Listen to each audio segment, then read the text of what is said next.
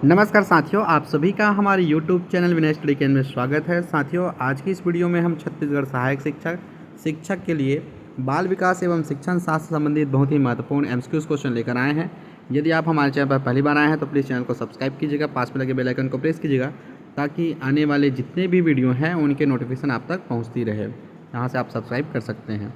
चलिए शुरू करते हैं। आज का हमारा पहला प्रश्न परामर्श का उद्देश्य है बच्चों का समझना, बच्चों की कमियों के कारण पता करना, बच्चों को समायोजन में सहायता करना। देखो, आप किसी बच्चे को परामर्श करते हैं तो उसमें आप सबसे पहले बच्चों को समझाते हैं, उसके बाद उसके कमियों का कारण पता करते हैं और जैसे ही पता चलता है आप उनकी समस्याओं को दूर करते हैं और बच्चों को समायोजन में सहायता भी करते हैं। तो इसलिए इसका सही जवाब होगा ऑप्शन डी, उपरोक्त सभी। अगला प्रश्न है बच्चों के नैतिकता की स्थापना के लिए सर्वोत्तम मार्ग है उन्हें धार्मिक पुस्तक पढ़ाना, शिक्षक का आदर्श रूप में व्यवहार करना, उनका मूल्य शिक्षा पर मूल्यांकन करना, उन्हें प्रातःकालीन सभा में उपदेश देना। देखिए, इसके लिए आप क्या कर सकते हैं, उन्हें धार्मिक पुस्तक पढ़ाना ये काम बिल्कुल आप नहीं कर सकते। आप यहाँ पर ऐसा कर सकते हैं, शिक्षक का आदर्श रूप में व्यवहार करना ये आप उन्हें बता सकते हैं। तो ऑप्शन बी इसका करेक्ट जवाब होगा। इसका ऑप्शन डी था, इसका ऑप्शन बी था। चलिए आगे बढ़ते हैं। शिक्षा में फोबेल का महत्वपूर्ण योगदान था खाली स्थान का विकास। यहाँ पर फोबेल ने किसके विकास के बारे में चर्चा किया था? तो इसमें दिया है व्यावसायिक, public, kindergarten, Latin school. Froebel ने बताया था किंडरगार्टन के बारे में, तो इसलिए इसका सही जवाब होगा ऑप्शन सी। एक अच्छा अध्यापक विद्यार्थियों के मध्य बढ़ावा देता है प्रतियोगिता की भावना का, सहयोग की भावना का, प्रतिद्वंदिता की भावना का, तटस्थता की भावना का। देखिए, एक शिक्षक के रूप में आप प्रतियोगिता नहीं करा सकते, हालांकि टेस्ट ले सकते हैं, लेकिन उनके बीच में प्रतियोगिता की भावना उत्पन्न ना करें तो बेहतर है। उसके बीच में प्रतिद्वंदी कराएं, ये भी ठीक नहीं है, और तटस्थता की भावना ये भी सही नहीं है। तो यहाँ पर निकल के आ रहा है सहयोग की भावना, ऑप्शन बी सही होगा। आगे बढ़ते हैं। शिक्षक का अति महत्वपूर्ण उद्देश्य है, ये काफ़ी इम्पोर्टेंट है, ध्यान में रखेंगे। आजीविका कमाना, बच्चे का सर्वांगीण विकास, पढ़ना एवं लिखाना सीखना, बौद्धिक विकास। तो यहाँ पर आप क्या करेंगे, शिक्षक का मुख्य कार्य क्या होता है कि बच्चों का सर्वांगीण विकास सभी क्षेत्रों में, शारीरिक, मानसिक, ज्ञान के क्षेत्रों में, रोजगार के क्षेत्रों में, मतलब आप बच्चे का सर्वांगीण विकास करेंगे। तो ऑप्शन भी यहाँ पर सही होगा। अगला प्रश्न है खाली स्थान तथा खाली स्थान की विशिष्ट अन्योन्य क्रिया का परिणाम विकास के विविध मार्गों पर निष्कर्षों के रूप में हो सकते हैं। देखिएगा, यहाँ पर दिया है ऑप्शन वंशानुक्रम, पर्यावरण, चुनौतियाँ, सीमाएं, स्थिरता, परिवर्तन, खोज और पोषण। यहाँ पर वंशानुक्रम तथा पर्यावरण, यहाँ पर आएगा वंशानुक्रम, यहाँ आएगा पर्यावरण। वंशानुक्रम तथा पर्यावरण की विशिष्ट अन्योन्य क्रिया का परिणाम विकास के विविध मार्गों और निष्कर्षों के रूप में हो सकते हैं। ये काफ़ी इंपॉर्टेंट है साथियों, ये इस बार पूछा ही जाएगा। तो ऑप्शन ए सही हो जाएगा।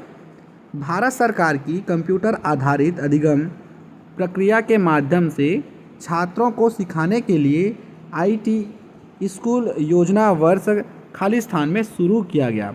ऑप्शन दिया है 2001, 2003, 2004, 2006। तो आईटी स्कूल योजना 2004 में, ध्यान रखेंगे 2004 में प्रारंभ किया गया था, तो यहाँ पर 2004 आएगा। 6 से 14 वर्ष के बीच की आयु के बच्चों को एक मौलिक अधिकार के रूप में मुक्त और अनिवार्य शिक्षा देने के उद्देश्य से सर्व शिक्षा अभियान ध्यान रखेंगे, यहाँ पर सर्व शिक्षा अभियान वर्ष खाली स्थान में शुरू किया गया था। सर्व शिक्षा अभियान, आपने इसका टाइटल सुना होगा, स्कूल चले हम।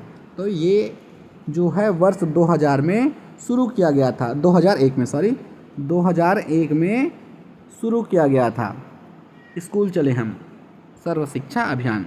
इसका लोगो भी प्रत्येक शालाओं में लगा हुआ था, आज भी लगे हैं कई स्कूलों में। स्तरीय जिसे बोलते हैं गुणवत्ता पूर्ण शिक्षा के लिए पाठ्यक्रम ढांचा राष्ट्रीय अध्यापक शिक्षा परिषद द्वारा वर्ष खालिस्तान में निकाला गया था। 1990, 1992, 1998, 1996 ये निकाला गया था साथियों 1998 में। तो यहाँ पर आ जाएगा 1998, ऑप्शन सी करेक्ट हो जाएगा। निम्नलिखित में से कौन सा महत्वपूर्ण प्रभाव शिक्षण की प्रभावकारिता पर निर्भर करती है? शिक्षण की प्रभावकारिता पर निर्भर करती है विद्यालय की संरचना, शिक्षक को विषय की समझ, शिक्षक की योग्यता, शिक्षक की लिखावट। देखिए ये जो प्रभाव पड़ता है शिक्षण में वो निर्भर करता है शिक्षक को विषय की समझ में। यदि शिक्षक अच्छा समझ रखता है किसी विषय के बारे में तो वह बच्चों को अच्छे तरीक़ा से पढ़ा सकता है। इसलिए ऑप्शन बी इसका करेक्ट जवाब होगा। शिक्षक निम्नलिखित के लिए शिक्षण संबंधी सहायता सामग्री का उपयोग करते हैं।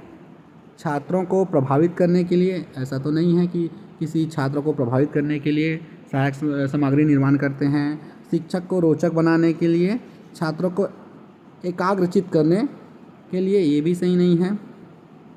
उपयुक्त आंसर नहीं है, सही हो सकता है उपयुक्त नहीं है। छात्रों के अंदर शिक्षण रखने के लिए भी उपयुक्त नहीं है। क्या करने के लिए? रोचक बनाने के लिए, किसी टॉपिक को रोचक बनाने के लिए शिक्षण संबंधी सामग्री का उपयोग किया जाता है। यदि बुलाए जाने पर कुछ छात्रों के माता पिता अभिभावक आकर शिक्षक से नहीं मिलते तो शिक्षक को क्या करना चाहिए? यह अक्सर होता है। ये ऐसा होता है, हर माह में मीटिंग होता है, उस मीटिंग में छात्रों के पालक नहीं आते तो उस समय आप क्या करेंगे? माता पिता को लिखना चाहिए। क्या लिखोगे? लेटर। ये भी उचित नहीं है। जाकर उनसे मिलना चाहिए, ये आंसर उपयुक्त हो सकता है। वैसे छात्रों को दंडित करना चाहिए। छात्रों को क्यों दंडित करोगे? तो ये भी ऑप्शन सही नहीं है। वैसे छात्रों को अनदेखा करना चाहिए, ये भी सही नहीं है। तो प्रश्न के हिसाब से बिल्कुल ऑप्शन बी करेक्ट है, जाकर उनसे मिलना चाहिए। किसी पठन सामग्री को एक रूप में पढ़ना खालिस्तान पढ़ाई के रूप में जाना जाता है। बंटित, समूहित, अंतरालित, इनमें से कोई नहीं। जब बच्चा किसी एक विषय को पढ़ता है कुछ समय पश्चात उसका मन अन्य विषय को पढ़ने में होता है।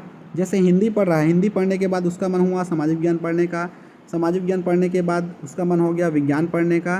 तो वो क्या कर रहा है? सामूहिक रूप में पढ़ाई कर रहा है, सामूहिक। तो इसका सही जवाब होगा इनमें से कोई नहीं, क्योंकि सही आंसर है सामूहिक। पाठ्यचर्या निर्माण को कार्य माना जाता है।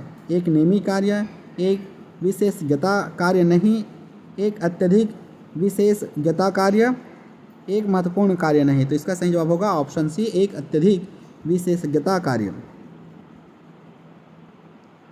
विद्यार्थियों की प्रशंसा की जानी चाहिए। क्यों की जानी चाहिए? ऑप्शन आपकी स्क्रीन पर है, देखिएगा। एकांत में क्यों करोगे?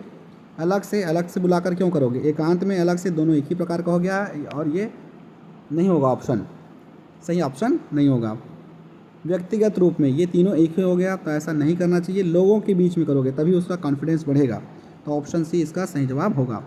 निम्नलिखित में से क्या उस खांचे या रेंज को सूचित करता है जिसके भीतर किसी योग्यता या गुण के लिए किसी व्यक्ति के प्रवीणता स्तर का फैसला किया जाता है? ग्रेड एवं अंक दोनों, इनमें से कोई नहीं। देखिए पहले अंक था, हिंदी में 75 पाए, गणित में 80 पाए, ऐसा अंक था। अब अंक के स्थान पर क्या हो गया है? ग्रेड हो गया है। तो यहाँ पर हम केवल ग्रेड लिखेंगे। ग्रेड, अंक और ग्रेड दोनों नहीं लिखा जाता, केवल ग्रेड लिखा जाता है, इसलिए ऑप्शन ए करेक्ट होगा। अनुसंधान से पता चलता है कि हमारी पढ़ाई का खालिस्तान हिस्सा दृश्य और श्रवण अंगों के माध्यम से ग्रहण किया जाता है। 60%, 85%, 50%, 95%। तो इसका सही जवाब होगा 85%, श्रवण और दृश्य। ऑप्शन बी सही हो जाएगा। वर्ग कक्षा के माहौल में एक सकारात्मक पढ़ाई वातावरण स्थापित और मजबूत करने के अधिकार को निश्चयात्मक अनुसंधान, उसके बाद आएगा बढ़ावा देता है, से कुछ लेना देना नहीं होता की ज़रूरत नहीं होती। तो इसमें आएगा बढ़ावा देता है, ऑप्शन बी इसका करेक्ट आंसर हो जाएगा। आगे बढ़ते हैं। जब किसी शिक्षक पर प्राधिकारी हावी होते हैं या उसे अन्य कार्य करने के लिए विवश किया जाता है तो उसकी क्षमता बढ़ेगी कि घटेगी? आपके ऊपर कोई दबाव बना रहा है, इस कार्य को करो, तो क्या होगा? आपकी क्षमता बढ़ेगी? आपकी क्षमता बिल्कुल नहीं बढ़ेगी, घट जाएगी। तो इसमें दिया है कई गुना बढ़ेगी, ये तो गलत है। घटती है, ये ऑप्शन सही हो जाएगा। अंशतः बढ़ती है, ये भी गलत है। अप्रभावित रहता है, ये भी गलत है। भाई आपको कोई ज़बरदस्ती काम करने के लिए बोला जाए कि इस काम को करो तो आपकी क्षमता बढ़ेगी क्या? नहीं बढ़ेगी, बिल्कुल नहीं बढ़ेगी। सही आंसर हो जाएगा ऑप्शन बी, घट जाएगी। छात्रों के सही मूल्यांकन के लिए निम्नलिखित में से किस विधि का प्रयोग किया जाना चाहिए? रचनात्मक मूल्यांकन, सतत मूल्यांकन, कोर्स के अंत में मूल्यांकन, प्रत्येक छमाही पर मूल्यांकन। ये बिल्कुल प्रश्न पूछा जाएगा। इसका सही जवाब है सतत मूल्यांकन। सतत मतलब कंटिन्यू, मतलब को आपको लगातार समय समय पर मूल्यांकन करते रहना है। ऑप्शन बी इसका सही जवाब होगा। एक शिक्षक को समाज में सम्मान मिलना चाहिए जब वह खाली स्थान हो, मतलब आगे आपको बताना है क्या आएगा। एक आदर्श जीवन जीता हो, ये बिल्कुल सही है। निष्ठापूर्वक अपनी ड्यूटी करता हो, ये भी सही है। प्रभावी तरीके से पढ़ाने में सक्षम हो, तो ये तीनों सही है। एक शिक्षक को समाज में ऐसे ही होना चाहिए, तो इसलिए इसका आंसर हो जाएगा ऑप्शन डी। निम्नलिखित में से किसे आप अधिगम की सबसे उचित परिभाषा मानेंगे? समस्या हल करना, विशिष्ट हुनर का विकास, आचरण संबंधी प्रवृत्ति का विकास। तो इसमें आएगा ऑप्शन डी, इनमें से कोई नहीं। ऑप्शन डी इसका करेक्ट हो जाएगा।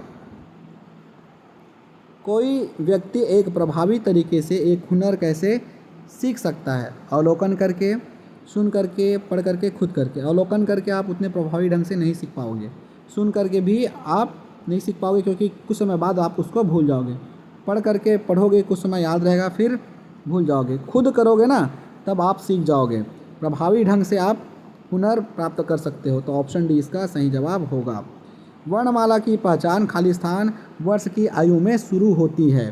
6, 5, 4, 3। वर्णमाला की पहचान आप 3 वर्ष में करा सकते हैं। छोटे छोटे बच्चे आजकल सीख गए हैं और सीख जाते हैं।